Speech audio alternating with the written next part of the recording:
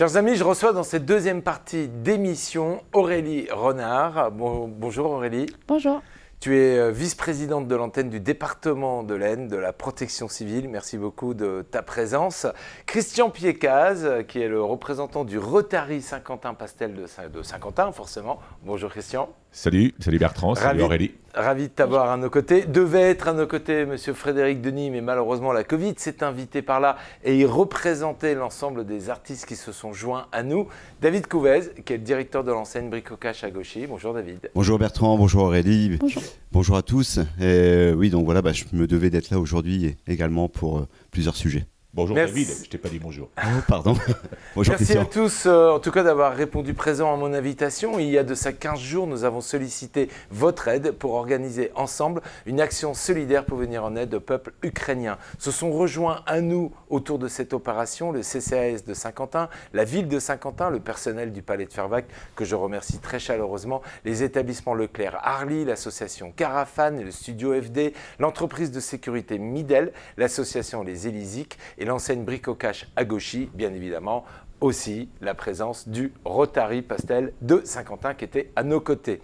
Notre objectif, organiser une après-midi dansante, tous ensemble au Palais de Fervaques, afin de récolter des dons. Ce fut une belle réussite et je tiens sincèrement à tous vous remercier pour votre implication et aussi vous, public, parce que vous avez répondu présent et vous êtes venus nombreux avec le cœur rempli, avec l'envie de partager et l'envie d'être là, de passer une bonne après-midi, certes, mais aussi par votre présence, soutenir et venir en aide.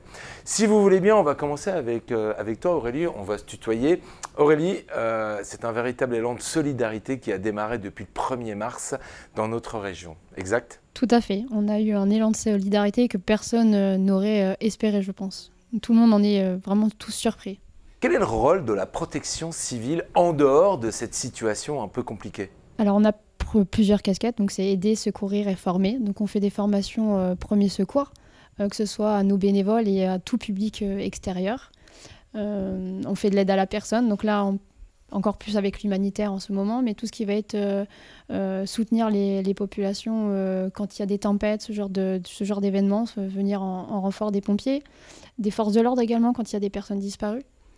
Et puis les postes de secours, le plus gros de notre activité, en gros, c'est les postes de secours que vous nous voyez un peu partout, en fait, dans les des événements, festivals, les des événements. Tout à manifestations. fait. Et alors, vous vous êtes dit, comment ça s'est organisé, le fait de se dire, on va y aller, on va mettre en place un centre Alors là, en fait, c'est niveau fédéral. Ils ont pris contact tout de suite avec l'Association des maires de France.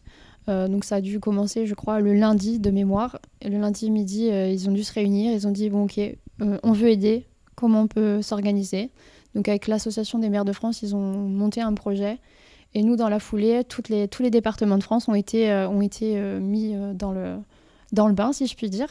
Ils nous ont fait tout un protocole avec une liste précise des choses qu'ils avaient besoin. Ils ont envoyé des équipes directement en Pologne pour que tout soit coordonné avec les équipes associatives locales. Et puis derrière, nous, on a suivi le mouvement. Et puis toutes les mairies, une grosse partie des mairies, en tout cas du département, ont joué le jeu, même plus loin que ça, des Comcom, des particuliers. Et puis voilà, on en est arrivé à avoir un gros centre à Cheny. Finalement, cet élan de générosité nationale se traduit dans le local et est chapeauté par vous, par la protection civile, dans tous les départements de France? Dans quasiment tous les départements, oui. Donc tous les dons qui sont faits par les particuliers ou par les collectivités ou qui sont collectés par ces collectivités se retrouvent dans le centre pour nous à Cheny. Alors dans le département de l'Aisne, voilà, tout arrive à Cheny chez nous. Alors cette gestion des dons, comment ça se passe? Alors on s'est adapté plusieurs fois puisque finalement les dons qu'on nous a demandés ont été évolutifs au fur et à mesure des besoins. Les dernières demandes qu'on a faites, on a créé des pôles pour que ce soit plus facile parce que comme j'explique à vos équipes quand ils sont venus nous voir, il faut faire du tri dans du tri et toujours s'adapter en fonction des camions qui arrivent puisqu'ils sont parfois nombreux et aux gens et aux bras que je peux avoir pour préparer ces fameux cartons, ces palettes, etc. Parce qu'il y a tout un protocole derrière à mettre en place. Messieurs, ce qui nous fait un peu réagir à travers ça, c'est que ce n'est pas le rôle premier de la protection civile d'être équipé, d'avoir les tentes, les lieux de stockage. c'est quand même assez impressionnant, cette capacité de se remettre en question instantanément. Oui, tout à fait. Et quand je vois le travail qui est fait par Aurélie et toutes les équipes de la protection civile dans l'Aisne, mais aussi dans d'autres départements, comme tu viens de le décrire, c'est impressionnant. Effectivement, c'est impressionnant en si peu de jours d'avoir su mobiliser déjà des bénévoles, parce qu'il faut beaucoup de bénévoles, et on le verra tout à l'heure dans le sujet, de les canaliser, de les organiser. Et ça, c'est vraiment impressionnant de voir tout ce travail qui est fait. Et on sait que la gestion de bénévoles n'est jamais quelque chose de très simple. Et pour autant, voilà, Aurélie Renard, qui est toute petite fille, toute menue, eh bien arrive. Et moi, je suis impressionné par la protection civile, mais également par elle, parce qu'elle fait un travail remarquable, et ça, il faut le souligner. Tout à fait. David, dans le monde de l'entreprise, en ordre général, pas forcément chez Bricocash, mais dans le monde de l'entreprise, tu en côtoies. Est-ce que vous êtes aussi sensibilisé autour de cette opération? Est-ce que de ce qui se passe en Ukraine, et est-ce que vous aussi, vous vous dites, dans le monde de l'entreprise, ici à Gauchy, chez vos salariés, est-ce que vous dites, qu'est-ce qu'on peut faire à titre individuel? Est-ce que... Oui, on se rend compte vraiment de ce qui se passe justement en Ukraine. C'est pour vous ça en parlez? Oui, on en parle beaucoup entre nous. On est très très solidaires parce qu'on se rend compte de ce qui se passe et on se dit que demain, malheureusement, on ne sait pas jusqu'où ça peut arriver, quoi, où s'arrêter. Et donc c'est pour ça qu'on s'est vraiment concerté. On a dit il faut qu'on apporte quelque chose à l'édifice, et donc on a fait un don qu'on reparlera tout à l'heure, qu'on découvrira tout à l'heure. Mais oui, voilà, on soutient du mieux qu'on peut. Vraiment. En fait, autour de la machine à café, ça fait partie des discussions quotidiennes parmi les salariés. Tout le monde se sent touché par ce qui se passe à 2000 km de chez nous, hein. Christian? Oui, tout à fait, d'autant plus qu'à titre personnel, je travaille dans une entreprise transnationale. J'ai des collègues qui sont en Ukraine, qui sont une quinzaine. Alors on a des informations pas quotidiennes, mais en tous les cas hebdomadaires. Et fort heureusement, pour l'instant, tous nos collègues sont sains et saufs, et ils sont toujours en Ukraine. Effectivement, c'est des discussions sur le conflit, voire même la guerre, on peut dire la guerre, quand on voit les images sur les chaînes d'actualité, sont impressionnantes, et quelque part, ça nous rappelle tristement notre propre histoire, il n'y a encore pas si longtemps que ça. Tout à fait. Alors Aurélie, ce genre de conflit à l'échelle internationale génère des déplacements de population, et c'est là où vous intervenez avec les dons qui sont faits par le public? Totalement. En fait, on a une partie des dons qui est partie. Donc, dans un premier temps, c'était uniquement en Pologne. Et là, cette semaine, ça va partir aussi en Roumanie et en Moldavie, de manière à pouvoir cibler un maximum de population qui en a besoin. Et une fois que ça arrive sur les pays limitrophes, si je puis dire, les frontières, après, nous avons d'autres équipes associatives en dehors des nôtres qui prennent le relais pour que ce soit le plus sécurisé et que ça arrive à bon port. Oui, ouais, je crois que tu avais une question. C'est la question justement que j'ai, parce qu'effectivement, atteindre la Moldavie, la Pologne, tous les pays frontaliers de l'Ukraine, ça peut paraître facile. Il suffit bien sûr de faire les kilomètres. Mais ensuite, comment sont acheminés tous les biens que vous avez collectés ici en France directement sur les populations ukrainiennes, au cœur même du conflit? Alors là, les premiers camions, c'est vraiment des camions, c'est vraiment par camion que c'est parti en convoi de 14 ou 16 camions à peu près. Et là, ils ont trouvé des accords avec des partenaires type SNCF. Enfin, voilà, on a plein de partenaires pour que ça parte en ferroviaire et en avion aussi. Donc il y a plusieurs convois qui vont partir de différentes manières pour en acheminer plus et à plus d'endroits. L'objectif, c'est de livrer les dons dans les pays limitrophes, ouais, pour les aider à accueillir cette population? Alors, pour accueillir, mais il y a une partie, nous on envoie beaucoup de médicales, et il y a une grosse partie qui part aussi en Ukraine. Directement. Mais voilà, après on ne peut pas en dire beaucoup sur où ça part et comment ça part, puisque vous comprenez bien qu'il faut protéger aussi pour que ces camions arrivent à bon port. Mais il y a tout un protocole derrière qui est assez particulier pour que ça parte à des endroits bien précis. Mais vous avez des retours là-dessus? Vous savez que ces dons arrivent sur place? Alors, pour la petite anecdote, j'ai un monsieur qui s'appelle Jean qui vient me voir tous les 2 jours, qui habite à Chauny, qui a sa famille en Ukraine. Et justement, il avait posé sa question à sa famille. Donc, il a son cousin qui doit habiter à Lviv, je crois. de mémoire. Et il me disait que... C'est ça. Et il me disait, je lui ai demandé, et je suis bien contente Aurélie, parce qu'il m'a dit que les dons que vous envoyez, ils les ont reçus, ils les ont vus. Donc forcément, ça donne encore plus de sens à ce qu'on fait. Et, j'ai un conducteur poids lourd qui est parti aussi sur le dernier convoi et qui me disait, qui est venu nous voir et nous dire à tous les bénévoles qui étaient là, justement, sachez que ce que vous faites, ça arrive bien. C'est quand on arrive, les gens sont touchés, sont émus. Et ça fait vraiment étrange d'arriver dans une population où, quand on arrive à la frontière, il n'y a que des femmes et des enfants. On voit des enfants qui sont une pancarte avec les numéros de téléphone parce qu'il ne restait qu'une place dans la voiture, par exemple, et qui n'ont pas pu suivre.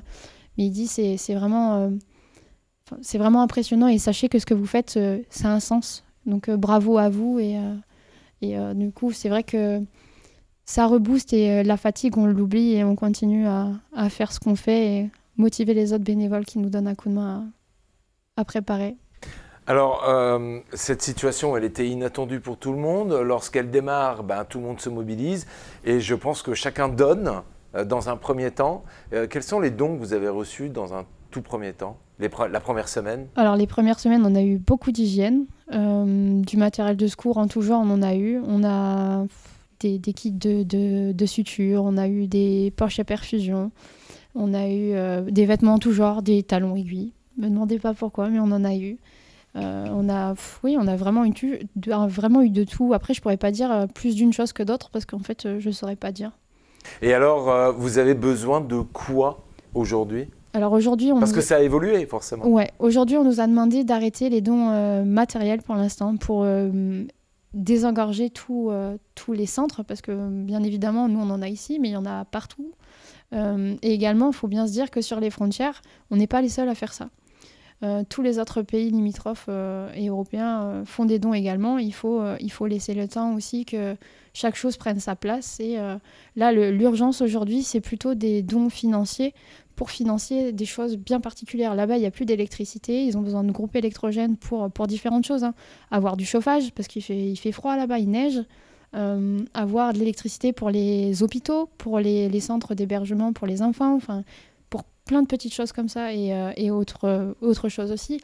Les dons financiers servent aussi à alimenter en carburant ces groupes électrogènes, mais aussi nous permettre de mettre du carburant dans nos véhicules pour acheminer tout ça où ça doit aller. Et la petite logistique qu'on ne pense pas forcément, acheter du scotch, des cartons, des palettes. Est-ce que vous êtes aidé financièrement par la protection civile nationale? Alors le national, il gère tous les dons en fait, qu'on a demandé financiers. C'est eux qui réceptionnent tout. Et pour l'instant, chaque département ne reçoit rien, entre guillemets, pour cette mission. Comment vous financez ces opérations? Pour l'instant, cette opération, c'est totalement du bénévolat. C'est nos petites APC, en fait, enfin nos petites associations locales qui gèrent autonome, si je puis dire. Donc vous tapez dans votre trésorerie à vous? En gros, c'est ça. Pour faire simple, c'est ça. Donc, c'est toutes les actions que vous menez au niveau du secourisme, au niveau des formations tout au long de l'année. Pour l'instant, tout l'argent qu'on a gagné, on va dire, c'est ce qui alimente le carburant, là, si je puis dire, pour faire les allers-retours. Et là, on sent que ça commence à piquer un peu. Ouais, vous m'étonnez. Alors, combien de bénévoles sont mobilisés pour trier, préparer, stocker ces expéditions? Donner un nombre exact, je ne pourrais pas vous dire, parce que des jours, on va être 5. Il y a des jours, on va être 30. C'est aléatoire. Après, j'ai des centres spécialisés, des IME et tout ça, qui viennent nous donner des coups de main des après-midi. J'ai plusieurs personnes qui viennent. J'ai un bus. J'ai des bus de Saint-Quentin qui sont descendus avec le CCAS. Enfin, c'est vraiment aléatoire. Ça veut dire, Aurélie, que si on se découvre bénévole, si on a du temps à consacrer, on peut venir vous rejoindre à Chauny? Tout à fait. Il n'y a pas besoin de m'appeler. Vous pouvez venir tous les jours. Dès 10h, il y a toujours quelqu'un. Le soir, je serais mentir si je donnais un horaire parce que je ne respecte jamais. Je suis toujours très tard là-bas. 2 heures, c'est 2 heures. Si on a 2 heures à donner, mais même on les donne. En une demi-heure, on a le temps de préparer un carton ou de comptabiliser. Ça paraît bête, mais on compte dentifrice par dentifrice. Comme ça, on sait sur le carton ce qu'on a dedans et quand ça part, on sait où ça va. Donc l'appel est lancé, Bertrand. Exactement. Et David, vous ferez aussi le relais dans l'ensemble des entreprises et dans l'ensemble de ton relais? Oui. S'il y a du personnel qui a du temps, si on peut donner 2 heures simplement. Exactement, c'est des choses qu'on découvre, hein. C'est des choses que, voilà, on pense toujours que tout est déjà bien défini, qu'il y a le personnel nécessaire pour accomplir toutes ces tâches. Et là, on se rend compte, ouais, non, c'est vrai que voilà, une demi-heure, c'est important. J'en parle en connaissance de cause. C'est vrai qu'une demi-heure de travail, c'est beaucoup. c'est énorme. Et moi, la question que je voulais poser également à Aurélie, je voulais savoir si toutes les marchandises qui partent de chez nous, si ça arrive vraiment tout en Ukraine, ou est-ce que c'est bloqué en périphérie ou aux frontières, et on se dit il y a des matériels qui passent plus que d'autres, ou voilà, c'est... Tout à fait. Alors, nous, les dons qu'on envoie, alors il y en a une partie qui reste en France, parce qu'on a anticipé, par exemple, pour les centres d'hébergement d'urgence qui vont arriver. Tout ce qui était alimentaire, déjà, ça partait pas. Ça, c'était, voilà, de base, on n'en prenait même pas, mais on en a eu des quantités, donc j'ai préféré les mettre de côté et attendre la phase 2, si je puis dire.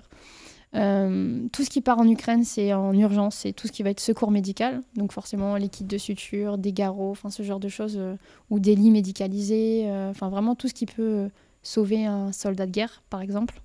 Ou un civil. Ou un civil, tout à fait. Mais, enfin voilà, dans l'absolu, tous les blessés de guerre, en général, ça part en priorité. L'hygiène, alors il y a deux parties, hein. Il y en a une partie qui reste en frontière et une autre partie en Ukraine, puisque forcément il y en a qui sont encore bloqués en Ukraine et qui n'ont plus rien là-bas, et d'autres qui sont bloqués à la frontière en attendant de récupérer une partie de leur famille et en attendant de trouver une autre solution pour partir ailleurs en fait. Alors tu disais en deux phases, suite à la question que tu as posée, David, c'est quoi la deuxième phase? C'est l'étape d'après? C'est l'urgence aujourd'hui, collecter, expédier, et puis il faut prévoir la suite? C'est ça. Dans l'Aisne, on a essayé d'anticiper le tout. Donc en fait, tous les dons qu'on a reçus, même si on ne les prenait pas et ça ne faisait pas partie de la liste, j'ai décidé, moi, à Chauny, de les garder, de les mettre de côté pour anticiper au cas où. Je préfère anticiper et comme ça, voilà, et de venir en aide à ceux qui en ont besoin derrière. Et aujourd'hui, il y a différents centres d'hébergement d'urgence qui ont ouvert partout en France. Là, par exemple, au Bourget, ils ont ouvert 2000 lits, je crois. Et il doit y avoir une centaine de personnes qui sont déjà arrivées. Donc moi, je peux déjà pouvoir leur livrer. Donc je livre un camion vendredi matin, un semi-remorque, avec une trentaine de palettes de dons qu'ils ont besoin. Donc de l'hygiène bébé notamment, de l'alimentation bébé, enfin des produits pour animaux. Et un peu de tout, en fait, des poussettes, des baignoires, parce que tout ça, c'est des choses qu'il faut anticiper à l'avance. Finalement, messieurs, une situation que l'on pensait éclair, finalement s'installe dans la durée et amène du déplacement de population, des millions de personnes qui sont sur les routes aujourd'hui. Il va falloir faire face à cette étape numéro 2. Oui, tout à fait, puisque lorsqu'on écoute, encore une fois, les chaînes d'actualité, je crois que c'est 10 millions d'Ukrainiens qui sont déplacés. C'est énorme, hein. Ça rappelle des sombres années, même en France, quand l'exode s'est passé vers la zone libre. Donc ça doit être effectivement assez difficile, même très difficile à vivre. Et quand on rentre dans des pays comme la France ou d'autres pays européens qui accueillent ces populations, quand on est ukrainienne, parce que c'est souvent les femmes et les enfants, puisque les hommes restent pour défendre le pays, je pense que ça doit être réconfortant d'avoir, comme vous, des structures d'accueil où on peut dormir, où on peut soigner ses enfants, où on peut trouver un peu de réconfort, même si ce réconfort ne remplace pas évidemment le quotidien que les Ukrainiens avaient avant cette foutue guerre. Et vous allez pouvoir les accompagner justement dans la durée, parce qu'on ne sait pas quand est-ce qu'ils pourront rejoindre à nouveau leur pays? Alors là, pour le coup, nous, au niveau du centre d'hébergement d'urgence dans l'Aisne, pour l'instant, il n'y en a pas de prévu, en tout cas pas à ma connaissance.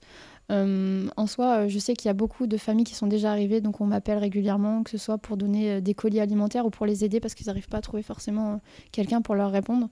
Donc tout ce que je peux, moi, faire en amont et les aider, je les aide sur le plan alimentaire, vestimentaire, enfin voilà. Des familles qui décident d'accueillir chez eux des réfugiés peuvent venir à votre rencontre pour savoir s'ils peuvent être aidés d'une manière ou d'une autre? Ils essayent d'appeler leur CCAS, etc. Et en général, on revient vers moi quand ils ne peuvent pas faire le nécessaire, parce que forcément, je ne peux pas être sur tous les fronts tout le temps en même temps. Mais j'essaye au mieux. Je crois que le CCAS de Saint-Quentin est mobilisé. Oui, exactement. Il y a eu des réfugiés à Saint-Quentin qui sont arrivés. Tout à fait. Et donc, effectivement, les CCAS sont un lieu d'accueil ou en tous les cas de direction. Je travaille beaucoup avec le CCAS de Saint-Quentin et on se redonne les informations. Et justement, j'étais en train de voir avec lui pour aller plus loin, parce que j'ai une famille ukrainienne qui m'expliquait que leur besoin aussi, c'est de parler entre eux. Parce qu'il faut bien se dire que les gens, on peut essayer de se mettre à leur place, mais on n'aura jamais vécu eux ce qu'ils ont vécu réellement là-bas. Donc en fait, on est en train d'essayer de mettre en place dans le département, donc je suis en train de voir avec différentes mairies pour avoir des locaux, pour créer un espèce autour d'un café qui puissent se rencontrer entre eux, discuter, parler leur langue, parce que c'est difficile, ils arrivent dans un pays où ils ne connaissent pas la langue, ils ne parlent pas, ils ne connaissent pas, ils ne la parlent pas, et ils ont besoin de se retrouver un peu entre eux, parler leur langue, d'expliquer ce qu'ils ont vu. Même nous, si on peut les aider sur l'effet psychologique, à essayer de discuter avec eux et mettre des choses en place, on ne pourra jamais voir ce qu'ils ont vu et se mettre à leur place. Finalement, l'accompagnement et les besoins évoluent et ne sont pas forcément matériels. Pour l'instant, oui. Enfin, au fur et à mesure. La psychologie, l'entraide. Tout ça, c'est des choses qui vont se mettre en place au fur et à mesure, mais c'est difficile. J'ai le papa qui me disait que son fils, quand ils sont rentrés en France, ils sont partis de l'Ukraine et le fils d'1 an était sur les genoux du papa ou de la maman jusqu'en France, sans siège auto, sans rien du tout. Et le petit, depuis 3 semaines qu'il est là, il fait des cauchemars. Il ne peut pas encore entrer en crèche parce que forcément derrière, il y aura tout un accompagnement à mettre en place et ça prend du temps. On ne peut pas tout faire du jour au lendemain, c'est pas possible. Mais pour ce petit garçon, voilà, on essaye de mettre des choses en place pour qu'il voit d'autres familles, d'autres enfants jouer ensemble et qu'il redevienne un enfant et qu'il pense à des choses d'enfant tout simplement. Il y a des initiatives personnelles qui sont prises comme ça. Frédéric Denis, qui devait être avec nous, a accueilli une jeune Ukrainienne qu'on va découvrir dans le deuxième sujet qu'on va vous proposer de voir tout à l'heure. Et elle disait j'ai besoin de travailler, j'ai besoin d'être utile. Je me sens accueillie, mais je veux travailler. Et d'ailleurs, une enseigne saint-quentinoise a dit moi, je te signe un contrat, tu vas pouvoir venir travailler chez moi, parce qu'elle avait des compétences dans ce domaine-là. C'est important, cette intégration, et ne pas se sentir simplement... Il y a la main tendue, oui, mais il y a aussi se sentir impliqué. Tout à fait. On a des Ukrainiennes qui viennent nous aider à faire le tri. Elle est arrivée en France, elle est un petit peu avant le conflit, mais elle vient quasiment, peut-être 3-4 fois par semaine à venir nous aider. Donc elle s'adapte avec la langue parce qu'elle ne parle pas très bien français. Elle commence à s'adapter, mais du coup, on a un échange de ce côté-là pour comprendre certains mots en ukrainien. Et puis, oui, elle est super contente de nous aider. Et nous, à l'inverse, on est super contents qu'elle soit là aussi pour nous aider. On a la chance en France, messieurs, d'avoir des structures d'accompagnement comme ça, si bien organisées. Et d'ailleurs, ce que je vais vous proposer, c'est qu'on va partir ensemble du côté de Chauny, dans ton centre, où vous avez forcément dû réadapter les lieux, créer des tentes. On va découvrir tout ça en images et on en parle après ? Très bien. Regardez, nous sommes allés à Chauny, Stéphane y est allé, c'était hier matin, me semble-t-il. Et vous allez voir que l'ampleur de la tâche est immense. On regarde. Mobilisée dès le premier jour pour aider les réfugiés ukrainiens, la protection civile centralise les dons français pour organiser des convois d'aide humanitaire. Dans l'Aisne, c'est à Chauny, dans la zone industrielle, que Aurélie Renard et les bénévoles ont mis en place une plateforme logistique. Après 3 semaines d'activité, la tension est de plus en plus grande. Les nuits sont courtes, on s'entoure des bonnes équipes et on essaye de s'adapter. Il n'y a pas d'autre mot, de toute façon. On évolue en fonction des dons qu'on a tous les jours et le centre grossit en fonction des besoins, échange si nécessaire tous les jours. Mais là, petits pois haricots-verts, on peut les mettre ensemble ou il ne faut pas les mélanger? J'ai des camions qui arrivent, j'ai une personne qui se charge de faire le dispatch entre plusieurs pôles, hygiène, secours, alimentation bébé, grosse logistique, jouets et vêtements. Comme ça au moins chaque pôle est bien pré-trié, on va dire. Et une fois que ça c'est fait, j'ai d'autres personnes sur chaque pôle qui refont un tri dans le tri en fait. C'est un éternel recommencement. Après le plus gros du tri, c'est parce qu'on doit faire des tris vraiment très précis pour faciliter le restant des équipes, puisque après, une fois que c'est conditionné chez nous, ça part dans des centres qui sont 3 fois, 4 fois plus gros que nous, et vraiment c'est le dernier tri avant le départ en fait. En 3 semaines, le centre de Chauny a envoyé 6 semi-remorques de 30 palettes au centre d'expédition de Strasbourg ou Rungis. Ces dons sont ensuite envoyés par convoi en Pologne, Moldavie ou Roumanie, où sont accueillis les réfugiés ukrainiens. Ouais, tout ça va de l'autre côté. La protection civile, l'association créée en 1958, a pour mission d'aider, secourir et former. Sur le plan national, elle s'appuie sur 32 000 bénévoles, mais dans l'Aisne, il est urgent de trouver des bras supplémentaires pour aider. Les bras, des véhicules, parce qu'il y a encore des mairies qui sont engorgées avec des dons. Mais malheureusement, on a tellement à faire ici que on ne peut pas être partout. À côté, on a toutes nos notre vie associative qui continue avec nos postes de secours, on a toujours nos formations, donc bien évidemment on est limité, puis faut durer sur le temps, donc on commence à être un peu fatigué également. Mais les bras, oui, c'est un travail de fourmi qu'on fait. Chaque jour, on a l'impression de ne pas avancer, puisque au fur et à mesure, on a des nouveaux camions qui arrivent. Donc c'est un éternel recommencement. Et si je puis dire, dans les plus gros détris, que ce soit au niveau des vêtements, puisqu'il faut s'assurer que ce soit propre, parce qu'on a des gens forcément qui mettent tout et n'importe quoi dedans. Au niveau des jouets, c'est pareil. On regarde s'il y a tous les morceaux, parce que si on donne un enfant et que, je sais pas, je prends un puzzle par exemple et qu'il n'y a pas toutes les pièces, c'est un enfant déçu. Enfin, voilà. On essaye de faire en sorte que vraiment toutes les choses soient le plus entier possible et que les gens soient contents et heureux derrière, parce que le but c'est de leur apporter aussi un petit peu de bonheur malgré ça, malgré la fatigue. Et je pense qu'au niveau de tous les bénévoles qui sont là, on sait que derrière ça sert à quelque chose. Et quand on a des Ukrainiens, des familles ukrainiennes qui viennent ici pour nous remercier, voilà, on est content et on sait pourquoi on le fait. Bon, moi j'ai eu de la chance en fait d'être en 2x8, donc soit du matin soit d'après-midi, donc j'ai entre guillemets une demi-journée de libre. Ça c'est un bon moyen, si je puis dire, de venir sur Chauny. Et l'autre chose, c'est que quand on travaille de journée, c'est souvent venir en fin de journée.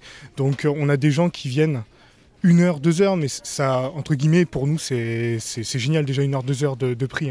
Donc si pas mal de monde pouvait faire ça, ce serait cool. Je comprends les gens qui soit n'ont pas le temps, parce que derrière, on rentre du travail, on a une famille à gérer, on a les à côté, bien sûr, à gérer. Donc tout ça fait que peut-être on prend pas le temps. Je pense que c'est surtout par rapport à ça.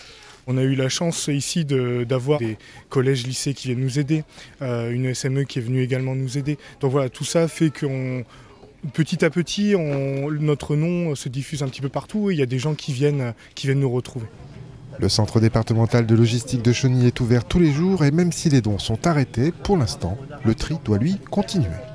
L'aide humanitaire doit être organisée en corrélation avec les autres pays européens et ne peut se faire n'importe comment.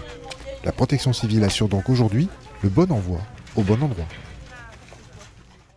Je tiens vraiment à remercier Stéphane d'avoir fait le déplacement, mais nous, notre collaboration, c'est rien, notre témoignage, c'est rien par rapport à l'ampleur de la tâche telle qu'on vient de voir. Avant de te laisser la parole, parce que toi, tu es dedans du matin au soir, messieurs, votre réaction par rapport à ce qu'on vient de voir. Vous avez découvert à travers ce reportage l'ampleur du travail qu'il y a à réaliser, le travail qui est déjà réalisé avec un grand nombre de bénévoles. Et pendant la diffusion du sujet, on en discutait avec Aurélie, des bénévoles viennent se joindre à vous comme ça de façon spontanée. Et ça, c'est motivant, je pense, pour les équipes. Tout à fait. On a des gens de tout horizon. Et j'ai des douaniers qui viennent, j'ai vraiment de tout. J'ai des lycéens, des collégiens. Il n'y a pas de règles. Oui, parce que la logistique, ça ne s'improvise pas. Il y a des gens qui sont formés à la logistique. Et là, on a vu que c'est de la vraie logistique. J'ai appris à ce que c'était un camion avec haillons. J'ai appris à un chariot, parce que c'était la différence avec un transpalette. En une semaine de temps, ça en très peu de temps. En moins d'une semaine, j'ai appris plein de choses. Donc ça veut dire que si quelqu'un a un transpalette dans son garage ou dans son entreprise, et puis quelques heures, il peut venir avec son transpalette. Transpalette, chariot, chariot élévateur, etc. pour faciliter la tâche. Des marqueurs, du carton, du scotch. Encore une fois, un appel, voilà, ceux qui ont des cartons, du scotch, des transpalettes, ils sont les bienvenus à Chauny. C'est impressionnant, David, non ? Oui, c'est impressionnant, puis ça paraît anodin, parce que là, on parle d'un marqueur, ça nous paraît vraiment très dérisoire, on dit un marqueur. Et voilà, des cartons, on en jette sans regarder, et puis on se dit, on a besoin de tout ça. Voilà, donc on peut tous se mobiliser tous les jours pour vous venir en aide. Les nuits sont très courtes, on l'a compris ? Très courtes. Heureusement qu'il fait beau. Oui, on a eu une période la semaine dernière où il avait plu énormément et c'était très très compliqué. On a dû trouver des solutions de secours, notamment avec des tonnelles. Donc je remercie certaines mairies qui ont pu nous aider très vite pour éviter de perdre les devons. Malheureusement, il était juste pour moi impossible de perdre. Donc j'ai préféré sacrifier des nuits et mettre tout à l'abri comme on a pu. Donc ouais, on s'est adapté en fonction du temps, en fonction du volume. Là, sur les vidéos qu'on a pu voir, c'est vrai qu'on avait épuré quand même pas mal de choses, même si ça reste impressionnant.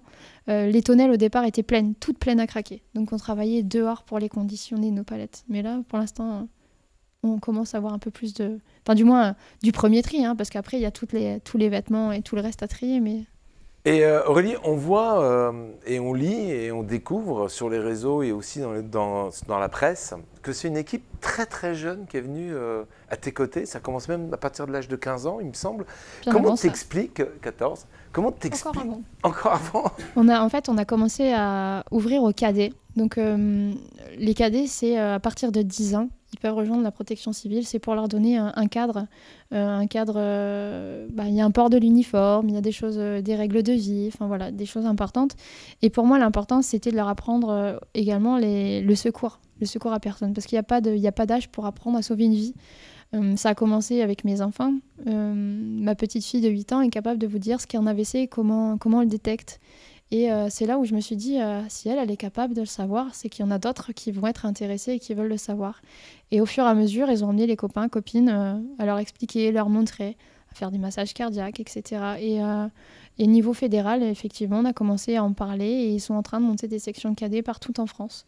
Et là, dans cette opération, on voit que les jeunes se mobilisent, viennent donner un peu de leur temps. On dit que les jeunes n'en ont rien à faire de rien et qu'ils passent leur journée sur leur téléphone. La preuve en est que absolument pas. Pas chez nous. Chez nous, justement, à l'inverse des autres associations qu'on pourrait voir partout ailleurs, la majorité de nos bénévoles sont mineurs. On a beaucoup de jeunes entre 14 et 18 ans. On en a, je dirais 60% maintenant. Alors nous, au niveau de l'équipe de Ma Télé, on n'a peut-être pas le savoir-faire pour venir vous accompagner.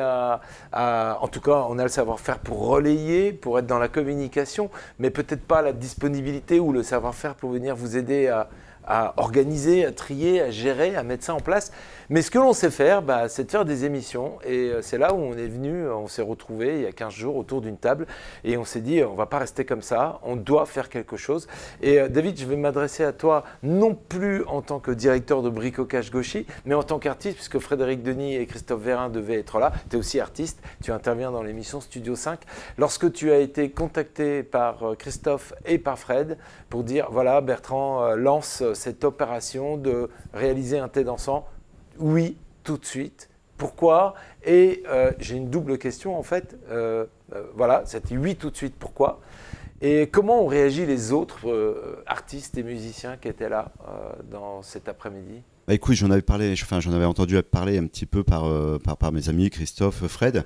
Et puis voilà, un beau jour, j'ai vu sur les réseaux, parce qu'on s'est créé un réseau propre à nous.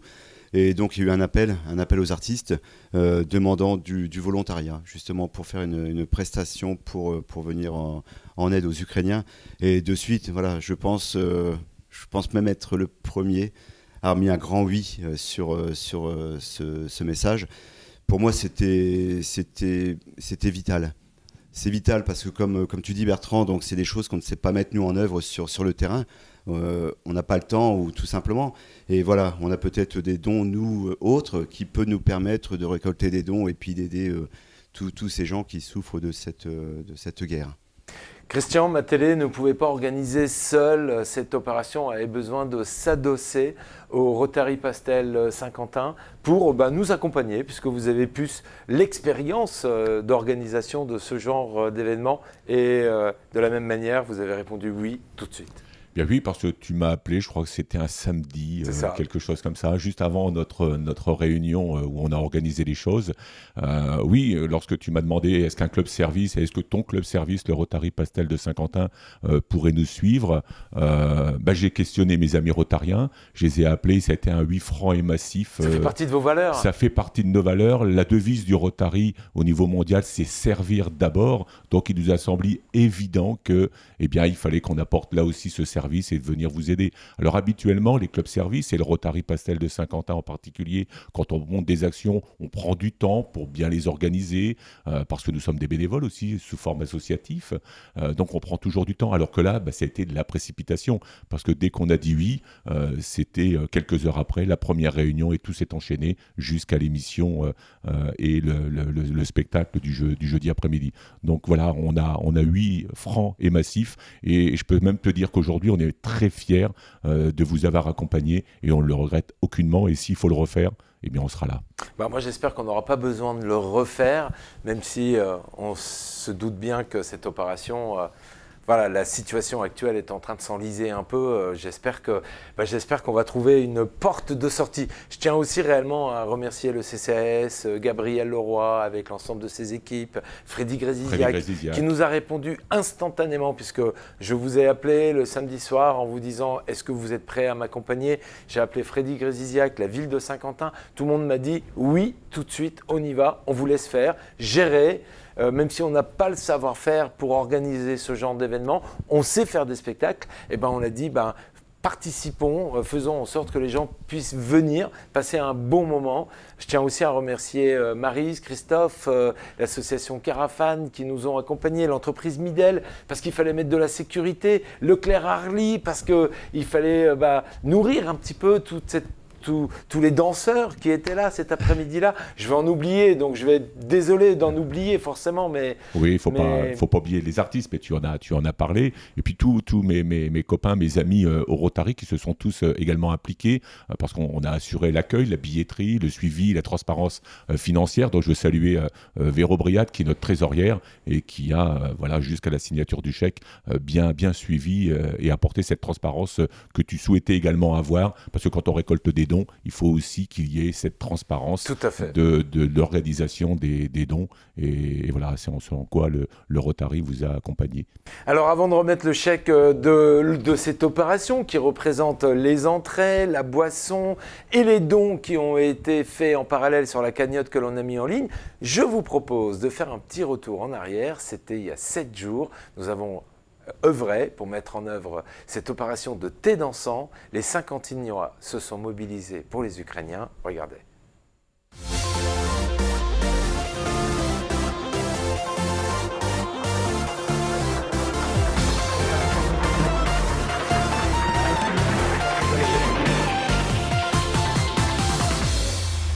Donc moi la caméra que je mets là sur toi, elle ne sert à rien pendant toute cette période.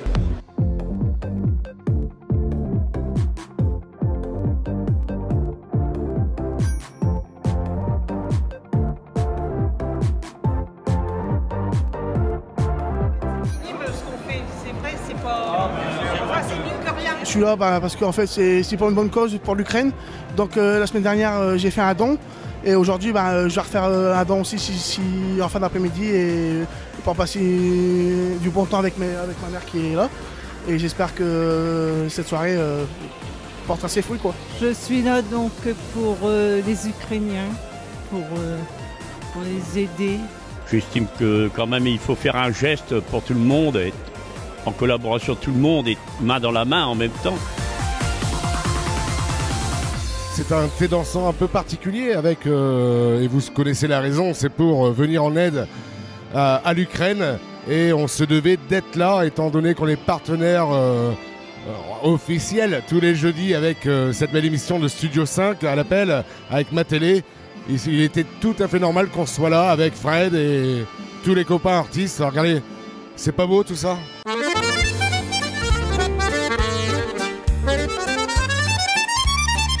C'est plus qu'important d'être là aujourd'hui tous ensemble parce que voilà, on connaît la raison pour laquelle on est là malheureusement. Tout ne se passe pas comme il se doit partout dans le monde. Et donc aujourd'hui, on est ravis de vous accueillir avec autant de monde, avec tous les copains ici au Palais de Fervaques à Saint-Quentin pour cette bonne cause, voilà, pour les réfugiés de l'Ukraine.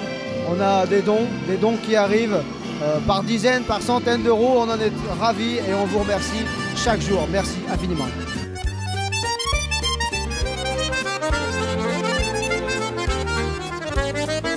Je regarde souvent ma télé et on a vu qu'il y avait pour l'Ukraine aujourd'hui un thé dansant. Samedi, on habite dans la Somme à Épehy, à 20 km de Saint-Quentin. Et samedi à Épehy, il y a un théâtre organisé, un théâtre Picard, et aussi pour l'Ukraine. Je suis là pour l'Ukraine, pour aider, pour passer un bon moment. Je trouve qu'on doit participer quand même beaucoup à ces gens qui souffrent actuellement. Et puis, c'est pour la bonne cause aussi. Hein. Bon, pour l'histoire de la guerre, parce qu'il faut quand même faire beaucoup de choses. Alors on prend l'agréable en même temps parce qu'on aime bien les chanteurs et de ma télé. On est adepte de la danse de salon, donc déjà ça nous plaît. Et puis l'ambiance de la danse, tout ça. Donc puis c'est important pour l'Ukraine de faire un petit geste aussi, notre solidarité. Il n'y a que ça qu'on peut faire, à mon avis.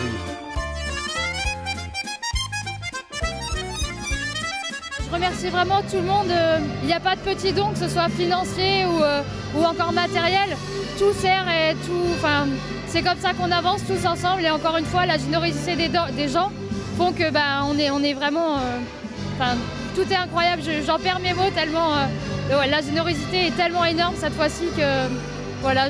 Merci encore à tous et au nom de la Protection civile de l'Aisne, merci encore.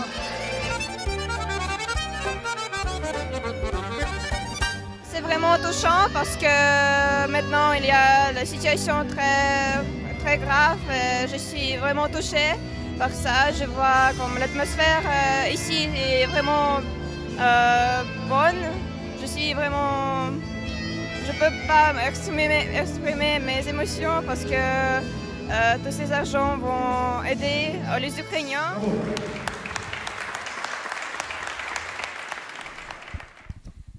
Eh ben, nous, on est ravis d'avoir participé à cette opération et avec nos petits moyens, d'avoir réussi à rassembler la population et vraiment remercier le public. Petits moyens, mais gros cœur. Il n'y a pas vraiment de petits moyens. Il n'y a pas de petits moyens. Si tout le monde donne des petits moyens, on arrive à des grosses choses.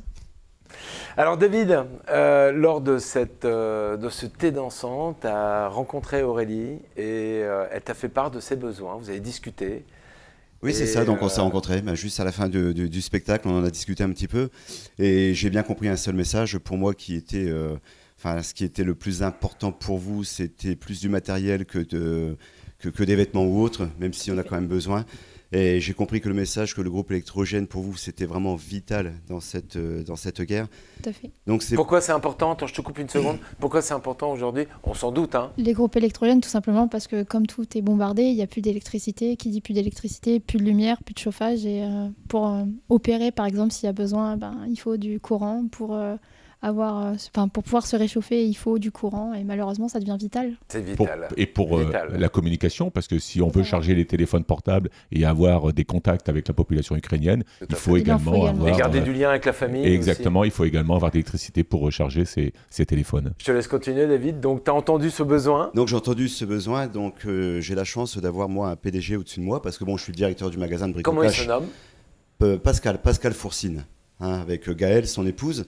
Donc, ils sont très insensibles à ce que je fais, ce qu'on fait ensemble, Bertrand. Et quand je lui en ai parlé le lendemain de la représentation du Palais de Fervaques, j'ai dit voilà, le besoin qu'ils ont, c'est le groupe électrogène. Mais il me dit David, des groupes électrogènes, on en vend ici. Il m'a dit donc il faut en prendre un dans le rayon, puis il faut l'offrir tout simplement. Donc, merci beaucoup. Donc un groupe électrogène est offert au nom de toute l'équipe. J'avais un message aussi à passer de la part de toute mon équipe de vendeurs pour dire qu'ils se mobilisaient tous et toutes sur ce cadeau. Et voilà, le cœur était vraiment avec vous. Merci beaucoup. Une chose que je veux apporter aussi en plus, on parlait de marqueurs de carton qui sont pour vous très importants. Dès aujourd'hui, je m'engage à vous faire mettre tous les cartons de réception que nous avons de nos fournisseurs de côté pour vous. Merci beaucoup. Voilà, bravo David. Avec un grand plaisir.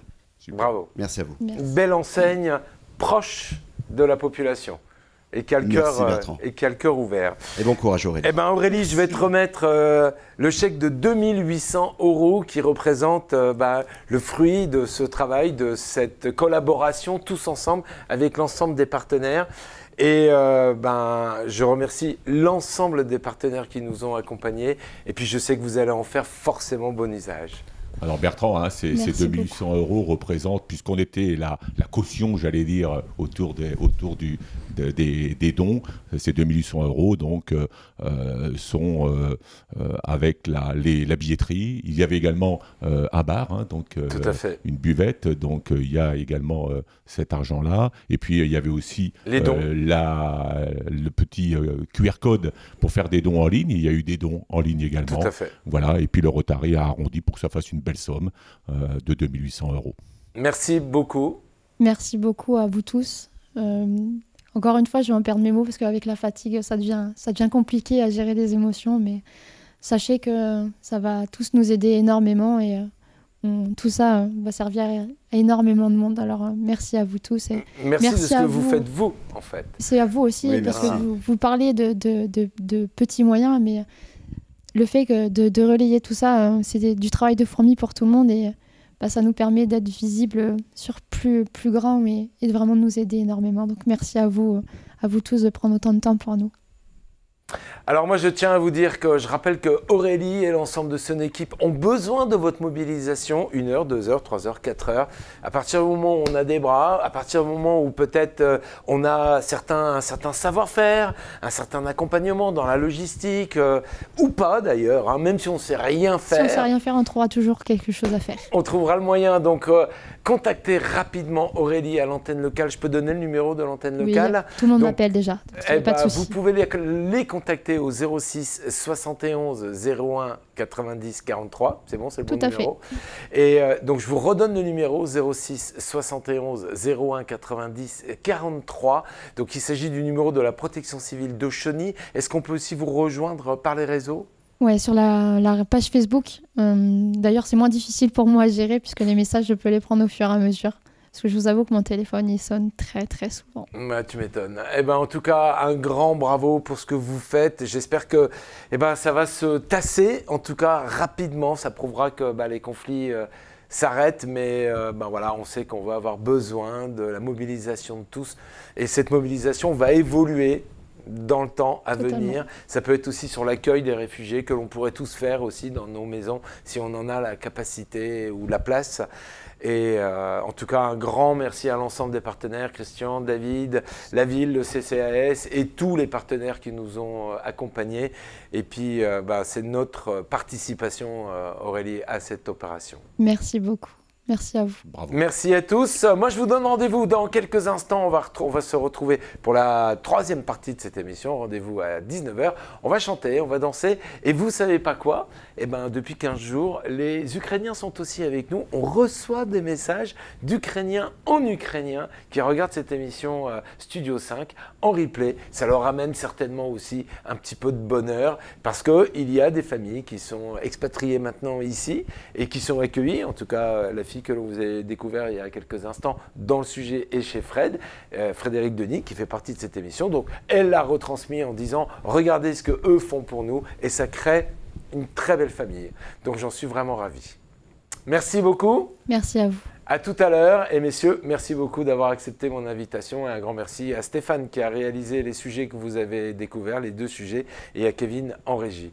À plus tard dans la journée, ou en tout cas, rendez-vous si vous nous regardez en direct, rendez-vous ce soir à 19 h pour Studio 5. Belle fin d'après-midi à tous et à tout à l'heure.